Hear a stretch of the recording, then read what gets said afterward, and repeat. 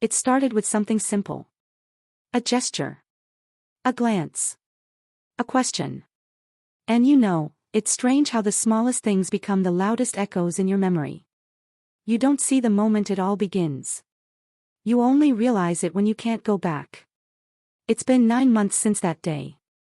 9 months since my stepson offered to help. And somehow, that help changed everything. Now, before you start judging, I want you to hear me. Not the version of me you might imagine. The selfish woman. The heartless wife. The villain in some twisted family drama. But the real me. The woman who was slowly disappearing in her own home. Let me take you back.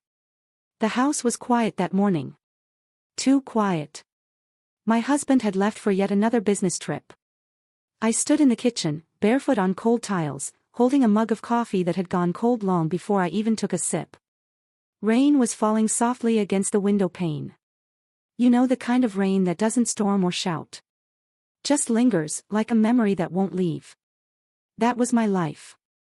A lingering memory of what love used to feel like. I was alone, but not in the physical sense. No, there were people in that house. My husband. His son, Ethan. But I felt like a ghost walking through my own walls, present, but unseen. Needed, but never truly wanted. I don't say that to play the victim. I say it because it's the truth too many women sit with, quietly. You show up. You give. You care. But somewhere along the line, you forget the last time someone looked at you and actually saw you. I used to be fire.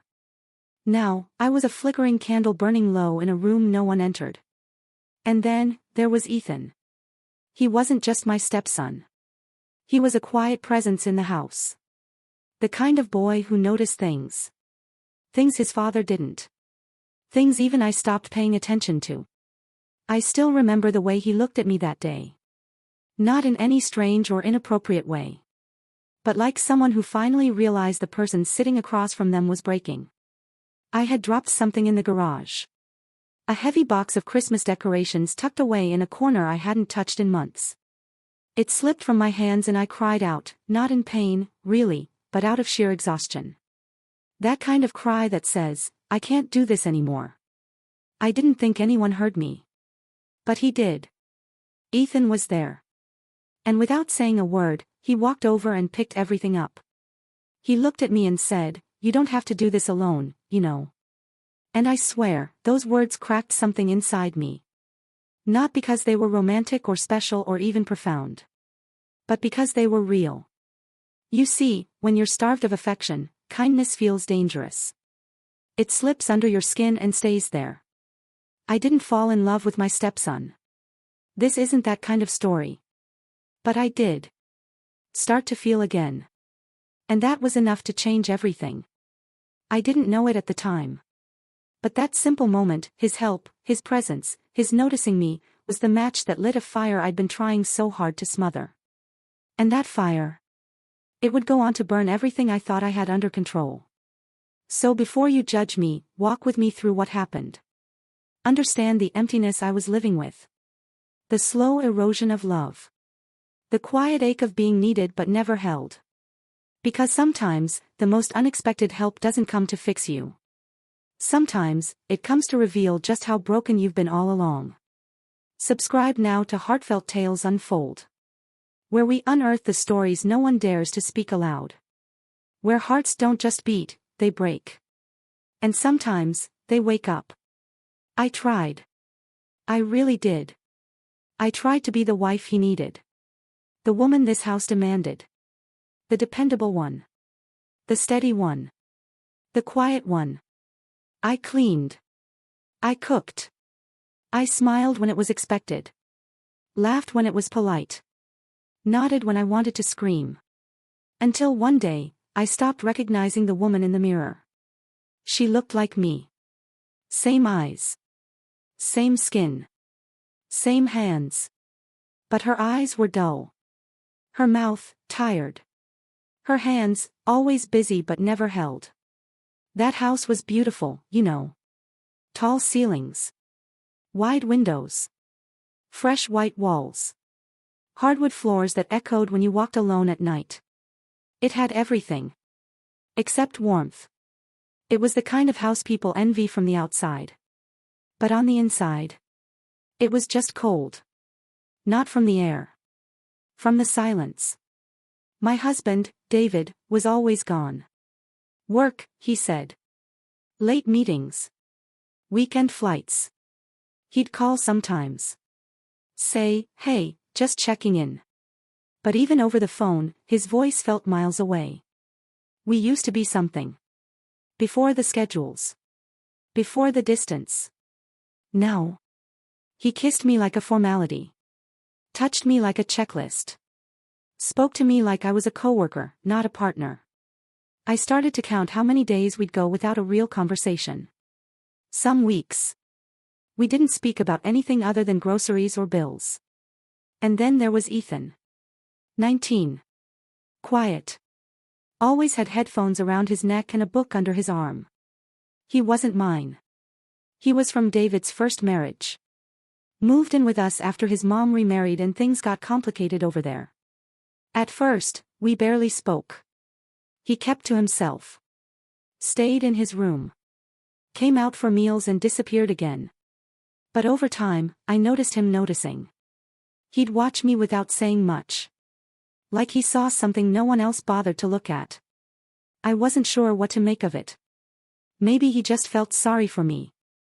Or maybe he was just quiet like that. But it meant something. Because in a house where I felt like furniture, being seen, really seen, even for a second, felt like air filling my lungs after being underwater for too long. I remember once, I caught him watching me cook. Not in a creepy way. Just observing. His eyes weren't filled with judgment. They were soft. Curious. Like he was trying to understand something about me that I hadn't even figured out yet. And that scared me. Because no one had looked at me like that in years. Not David. Not anyone. The more time passed, the more the walls in that house started to shift. Not literally. But emotionally. I started to feel something unfamiliar. A presence. A warmth. Not coming from my husband. But from someone who had no idea he was becoming a part of my quiet unraveling. Ethan wasn't loud. He didn't fill a room. But he had this way of just being there. Present. Still. Safe. And in a home that felt so emotionally empty that stillness felt like comfort. I didn't realize how much I needed that. Not until the silence between us started to feel like understanding. Not avoidance. I thought I was doing fine. I thought I had it all under control. But then again, we always think that. Until something or someone shows us just how much we've been missing. It happened on a Saturday. One of those overcast afternoons where the sky just hangs, not quite raining, not quite clear. David was gone again. Some client meeting in another city. He left early, like always, with that same rushed kiss on the cheek, that same half-hearted take care of yourself, like I was some plant left behind that just needed water and light. I'd been putting off cleaning the garage. Too many boxes. Too many memories.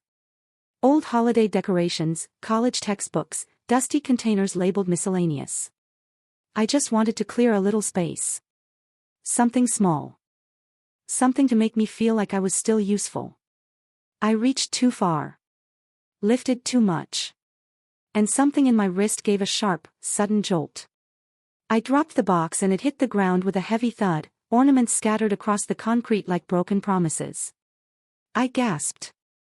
Not from pain, exactly. But from frustration. I leaned against the wall, clutching my wrist. Stinging with tears, I refused to let fall. I didn't expect anyone to come. No one ever did. But then. I heard footsteps. Ethan. He must have heard the crash from inside. He walked in without knocking, his eyes immediately scanning the mess, then landing on me. And for a moment, he just stood there. Not in shock. Not in judgment. Just. Aware. He walked over slowly, like he didn't want to startle me. Kneeled beside me without saying a word, his hand brushing mine as he looked at the swelling wrist. Are you okay? He asked. And it wasn't what he said. It was how he said it. Like the question actually meant something. Like I mattered. I nodded, too embarrassed to speak. But something in me cracked open right then. Because in that one moment, kneeling there in the cold garage, with a 19-year-old boy looking at me like I was made of something worth protecting, I realized just how long it had been since anyone had looked at me like that. Since anyone had asked how I was and meant it. Ethan helped me up, one hand steadying my back, the other careful around my wrist. He didn't ask for permission. He just helped. He brought me inside. Sat me down at the kitchen table. Wrapped my wrist with a soft cloth and an ice pack from the freezer. I watched him move around the kitchen like he knew the space. Like he'd already mapped out what I needed. It felt strange. And familiar. And kind. Too kind. Later that evening, I tried to shake it off. Told myself it was just a sweet moment. Nothing more. Just a boy being decent. But it lingered. The way his fingers hovered just long enough to feel deliberate. The way he looked at me like I wasn't just someone's wife. Someone's burden. But a person. That night, lying in bed alone, I found myself replaying the sound of his voice. Just that simple question. Are you okay? And the ache in my chest wasn't from the sprain. It was from something deeper. Something I had locked away for years and forgotten how to name. That was the moment I realized something dangerous. I hadn't been touched with care in years. I told myself it was nothing. That Ethan was just being sweet. That he was only helping because he felt obligated. Because that's what good sons do, right? I clung to that thought like a lifeline. Told myself over and over again, he's just kind. That's all it is. That's all it could ever be. But small things started to grow. Little things. The kinds of things you could almost ignore if you weren't so desperate to feel alive. It started with the way he helped me into my coat one morning. Such a simple gesture, but the way his fingers brushed my shoulders, lingering just a second longer than they should have, sent a ripple through me so strong. I had to step away and pretend I needed to find my keys. Then there was the tea. One evening, I came downstairs and found a cup waiting for me on the counter. Steam rising, honey swirled in just the way I liked it. No words. No note. Just there. I hadn't told him how I took my tea, but somehow he knew. Another morning, I woke up late, exhausted, my wrist aching, my heart heavier than I could carry. And when I shuffled into the kitchen, there he was, buttering toast. Not his. Mine. Lightly browned. No crusts. Just the way I've always made it for myself, back when someone caring enough to do it for me had been just a dream. He looked up, smiled shyly, and slid the plate across the counter toward me. Didn't say a word. Didn't have to. It was in the way he noticed. The way he paid attention to things no one else even saw. And somewhere deep inside, something started to whisper. He sees you. Not as his father's wife, but as a woman. I shook my head. I fought it. Pushed the thoughts down so hard they made my chest ache. Because I knew it was wrong. I knew it. But wrongness. Wrongness has a way of slipping through the cracks when you've been starved for softness for so long. When every touch you used to know has turned mechanical. When every word that once made you blush now sounds like paperwork. When you ache for something you can't even name anymore. I would lie in bed at night, staring up at the ceiling, replaying every small moment from the day. The brush of his hand. The way he stood a little too close when he handed me something. The way he looked at me when he thought I wasn't paying attention. And each memory felt like a drop of water wearing away the stone walls I had built around myself for so many years. I hated myself for noticing. I hated the way my heart sped up when I heard his footsteps in the hallway. I hated the way I caught myself smoothing my hair, checking my reflection in the mirror, wondering if he would notice me today the way he did yesterday. It wasn't love. It wasn't lust. It wasn't anything I could wrap in a neat little box and explain away. It was hunger. A hunger for connection. For warmth. For someone to look at me and not see a chore, or a responsibility, or a forgotten wife tucked between business trips. It was dangerous. I knew that. And still, I stayed close to the flame. Pretending I didn't notice how warm it was, how good it felt, how easily it could burn everything to the ground. Nothing had happened, not really, no lines crossed, no words said, no promises made. But everything had changed. I was suddenly aware of every breath I took near him, every brush of air between us, every second of silence that now felt filled with something unspoken. We started spending more time together, but always under the mask of casual things. He'd join me in the living room while I folded laundry, sit at the kitchen counter while I cooked, ask if I needed help with groceries or fixing the lamp or watering the plants. Always helpful, always present, always kind. And I let him, because kindness felt good, because company felt better than the echo of my own thoughts, because pretending this was all innocent was easier than admitting what was happening between us. One afternoon, I was sitting on the edge of the couch, legs tucked beneath me, trying to rub the ache from my wrist again. I winced. Ethan walked in, noticed, and sat beside me. Close, not too close, but close enough that I felt the heat of him. "You really should rest that hand," he said, almost teasing. Then he smiled, reached for the nail polish I'd left on the table from the night before. He held it up with a raised eyebrow. I laughed. "Go on then," I said, half joking, half hoping he wouldn't. But he did.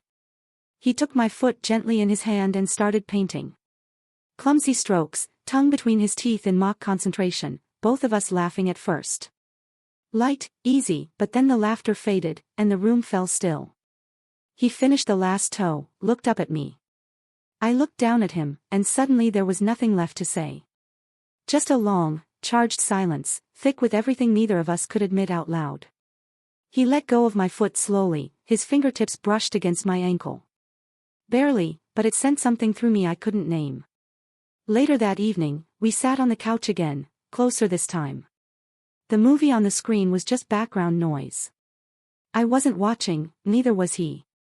I noticed a small piece of lint on his shirt, reached over to brush it off, and lingered. My fingers stayed longer than they should have, rested flat against his chest for a breath too long. He didn't move. He didn't speak. Just looked at me, and I looked back. No one said a word, but the air between us was loud. After that, I started dressing a little differently. Not obvious, just more deliberate. A touch of lipstick, a softer blouse, a perfume I hadn't worn in years. I told myself it was nothing, just wanting to feel good in my skin again. But I knew the truth. I only reached for that perfume on the days I knew Ethan would be home. I noticed him noticing. The way his eyes lingered when I walked into the room. The way he stood a little straighter. The way his voice softened when he said my name. We danced in a space that neither of us dared to define. A quiet rhythm of glances and nearness and unspoken feelings. And then, one night, he knocked on my door. Soft. 3 taps. Not urgent.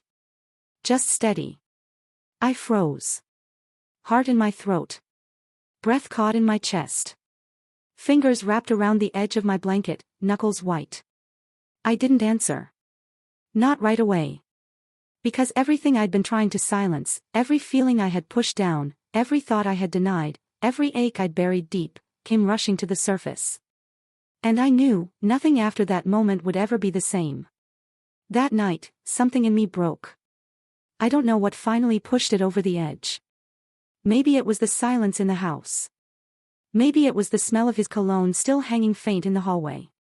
Maybe it was just the weight of all the things I hadn't said, hadn't let myself feel. But I fell apart. Alone in my room, curled up on the edge of the bed, I let it come. The tears. The ache. The kind of crying that feels like your body is trying to squeeze grief from your bones. No sound. Just shaking, breath catching in your throat. The kind of sorrow you can't explain because it's been building for years. I pressed my face into the pillow and told myself to get it together. But I couldn't. I didn't hear him come in. The door opened gently. And there he was. Ethan. He stood there for a moment, not saying anything. Just watching me in the dark, his silhouette lit by the soft hallway light. I didn't tell him to leave. I didn't have the strength. He walked in slowly, sat beside me on the bed, not too close. Just enough to make his presence known. And then, without a word, he reached for me. I didn't resist. I leaned into him like I was collapsing into a memory that had never been mine to begin with. His arms came around me, strong and trembling. He didn't try to fix it. Didn't ask what was wrong. He just held me. And I held on longer than I should have. My face pressed into his shoulder. My hands gripping the fabric of his shirt. The beat of his heart loud in my ear. It should have felt wrong. But in that moment, it felt like the safest place in the world. I don't know how long we stayed like that. Minutes. Hours. Time blurred. Eventually, I pulled back. Just enough to look at him. Our faces were close. Too close. Breath mingling. Eyes locked. His hand still resting gently on my arm. There was a pause, that thin, breathless moment right before a decision is made. A heartbeat's length away from something irreversible. He looked at me like he was searching for permission. Like he was trying to hold back everything he wasn't supposed to feel. And then his fingers reached up, hesitant, and brushed a tear from my cheek. His hand lingered. Trembling. Warm. And that was the moment. Not a kiss. Not a confession. Just a single touch that said everything we couldn't. I pulled away. Barely. Just enough to reclaim the distance we'd crossed without realizing it. He didn't chase. He didn't speak. Neither did I. But we both knew, whatever we had been pretending. Whatever lines we thought were still in place, they weren't.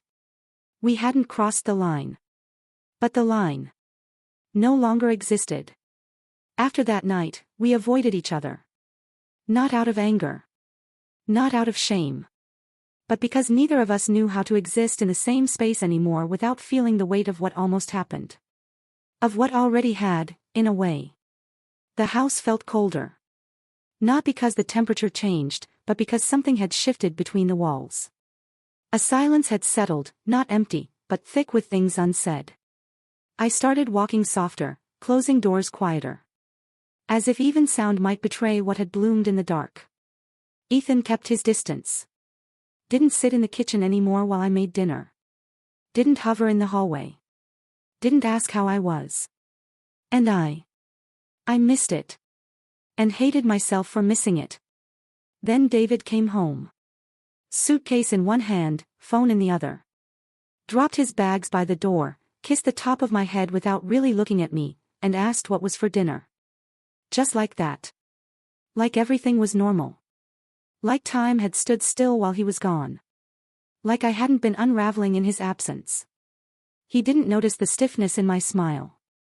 Didn't catch the way my eyes flickered toward the hallway every time I heard footsteps. Didn't sense that something had shifted in the air around us. He was as oblivious as ever. Wrapped in spreadsheets, deadlines, hotel breakfasts. And Ethan? He became a shadow. Quick hellos. Quieter goodbyes. Avoiding eye contact. Making himself smaller. I saw it in the way he barely entered a room anymore. How he no longer laughed at my dumb jokes. How he left the dishes in the sink instead of waiting for me to do them like he used to, like it had once been our unspoken ritual. I tried to convince myself it was better this way. That distance was what we needed. But it felt like living beside an open wound. One morning, I came down early, still in my robe, hair a mess, just hoping for 5 quiet minutes with a cup of coffee before the day began. And that's when I saw it. A small, folded note on the kitchen counter. My name wasn't on it, but I knew it was meant for me. The handwriting was his. Just 5 words, I'm moving in with Mom. My hand started shaking. I stood there staring at it for a long time. As if maybe the words would rearrange themselves into something else. Something that didn't feel like loss. I reached for my coffee mug, but my fingers missed the handle. It slipped. Fell. Shattered across the tile floor. The sound echoed through the kitchen, sharp, sudden, final. And in that moment, it wasn't just glass that broke. It was the last thread of something I didn't even know I'd been clinging to. A connection. A presence. A warmth I hadn't dared to name. Gone. Just like that. No goodbye. No confrontation. Just silence, and the sound of my heart cracking quietly in my chest. After Ethan left, the house returned to its old rhythm. Quiet. Structured. Routine. But it didn't feel like home anymore. It felt like an abandoned stage. Like something important had ended, but the curtains hadn't been drawn. David moved through the days as if nothing had changed. He'd sip his coffee, read his emails at the kitchen table, kiss my cheek before walking out the door. Never once noticing the silence in me that grew heavier with each passing hour. But I noticed. And I couldn't stop noticing. The spaces where Ethan used to be felt louder than anything else. The chair he always sat in. The smell of his shampoo still lingering in the upstairs bathroom. The closed door to his bedroom like a sealed confession I wasn't allowed to open. I started staying up late, long after David had gone to bed. The house would grow still, and I'd sit at the dining room table with a blank notebook in front of me. Just writing. At first, it was scattered thoughts. Fragments of emotions I didn't know how to say out loud. But slowly, it became something more. A journal. A confession. A quiet place to retrace how it all unfolded, how something that began with kindness grew into something I still didn't have the words for. I wrote about the moment in the garage. The tea. The toast. The silence after he painted my toenails. The sound of his breath in my ear that night he held me. I wrote because I needed to understand. Because I didn't know who I was anymore. I started questioning everything. My marriage. My purpose. My worth. Had I failed as a wife? Had I waited too long for David to see me again? Had I let myself become invisible? Or had I crossed some quiet boundary inside myself long before Ethan ever knocked on that door? I thought about telling David. More than once. I'd lie beside him at night, staring at the ceiling, listening to him breathe, wondering if he'd even care. If I told him everything, would he be angry? Hurt? Or worse, would he shrug and say he understood? That maybe he saw it coming. That maybe he knew he lost me long ago and didn't have the strength to go looking. But I never told him. Not because I was afraid of the fallout, but because I didn't even know what I'd be confessing to. What had I done, really? Nothing physical. No kiss.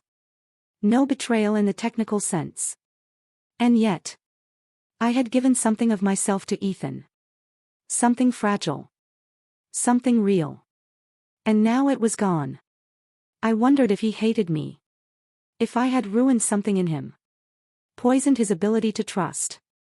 To feel safe. I wondered if he looked back on it all with shame. The way I sometimes did when I couldn't sleep. But then I'd remember that night. The way he touched my face. Not with desire. Not with hesitation. But with care. With reverence. Like he was trying to protect something in me that no one else had bothered to see. I replayed it over and over in my mind. Not because I missed the moment, but because it was the first time in so long that I had felt held. Not just physically. Emotionally. Completely. I wish I could tell you I found clarity. That I found some clean conclusion. Some ribbon to tie around this mess and call it a lesson. But some stories don't end in closure. Some just echo. Like unanswered prayers in the dark. Have you ever been saved by someone you were never supposed to need? Not in some dramatic, world-stopping way. But in the quiet moments. A glance that felt like shelter. A voice that softened something brittle inside you. A kindness that reached into the part of you no one had touched in years. Have you ever crossed a line without even realizing you took the first step? Not because you were reckless. Not because you were cruel. But because you were tired. Because your heart had been empty for so long, you forgot what it meant to feel full. I didn't plan for any of this. I didn't go looking for it. But it found me anyway. In the form of a boy I helped raise, who one day saw me not as someone who cooked his meals or folded his laundry, but as a woman. Alone. hurting, human. And now I live with that. With the echo of everything that was almost said. With the weight of every silent moment we shared. With the ache of what I had to let go of before I ever got to hold it. So tell me, was I a villain? Or just a woman searching for something gentle in a world that had gone cold? Tell me in the comments. Tell me if you've been here, standing at the edge of a line you didn't even know existed until it was too late. And if stories like this stir something deep inside you, if they make you feel seen or less alone, please like this video and subscribe to Secrets and Lies. Here, we don't just tell stories. We unwrap the hidden corners of the human heart. The ones most people are too afraid to touch. Desire doesn't always wear the face of temptation. Sometimes it looks like help. Like kindness. Like someone finally noticing you exist. But even a gentle hand can leave a scar. If you're lonely. If you're fading in silence. If your days are filled with going through the motions and pretending that's enough, speak. Reach out. Tell someone. Because not every second chance is a blessing. And not every helping hand leads you home. Some just show you how far you've drifted from yourself.